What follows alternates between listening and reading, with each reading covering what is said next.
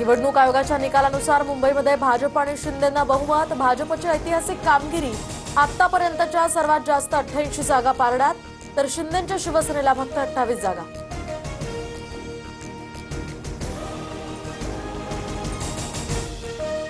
तर मुंबई महापालिकेमध्ये ठाकरेंच्या 25 वर्षांच्या सत्तेला भाजपकडून सुरुंग. ठाकरेंच्या शिवसेनेच्या 67 तर मनसेच्या 6 जागा विजयी. काँग्रेस 24 तर राष्ट्रवादीला 3 जागा. मनपा निवडणुकीमध्ये महायुतीला महाविजय. मोदींच्या विकासाच्या अजेंड्याला भरभरून प्रतिसाद दिल्याबद्दल जनतेचे आभार. मुंबईसह 25 महानगरपालिकांमध्ये भाजप किंवा महायुतीची सत्ता येणार, फडणवीसांची प्रतिक्रिया.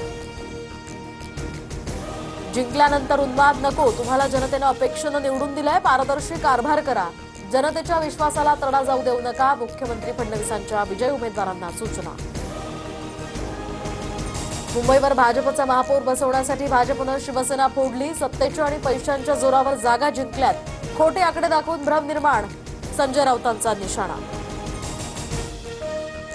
उद्धवजी आणि पेंग्विनला जय श्रीराम. मुंबई पालिकेतील निकालानंतर हसतानाचा व्हिडिओ ट्विट करत नितेश राणेंनी डिवचलं. ठाणे महानगरपालिकेमध्ये सलग दुसऱ्यांदा उपमुख्यमंत्री एकनाथ शिंदेंचं एकहाती वर्चस्व. शिंदेंच्या शिवसेनेला 55 तर भाजपला 25, पवारांच्या राष्ट्रवादीला 11 तर ठाकरेंच्या सेनेला फक्त 1 जागा. पुण्यामध्ये काका पुतण्यासह ताई दादांच्या वर्चस्वाला सुद्धा सर्वात मोठा हादरा. दोन्ही राष्ट्रवादी एकत्र येऊन सुद्धा 25 पर्यंतचा आकडा गाठणं अवघड. गुन्हेगारांना तिकीटं, निष्ठावंतांना गृहीत समजणं भोवलं. पुण्यासह पिंपरी चिंचवडमध्ये भाजपनं मैदान मारलं. पवार काका पुतण्याला मोठा धक्का. पुण्यामध्ये भाजपला 111, दोन्ही राष्ट्रवादीला 17 जागा, तर पिंपरीमध्ये आतापर्यंत भाजप 84 आणि राष्ट्रवादीची 36 जागांवर आघाडी. सर्व विजयी उमेदवार 6.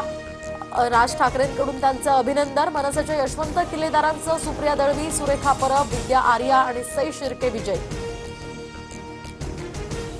मुंबईतील प्रभाग क्रमांक 192 मध्ये मनसेचे उमेदवार यशवंत किल्लेदार विजयी. 1425 मतांनी ते विजयी.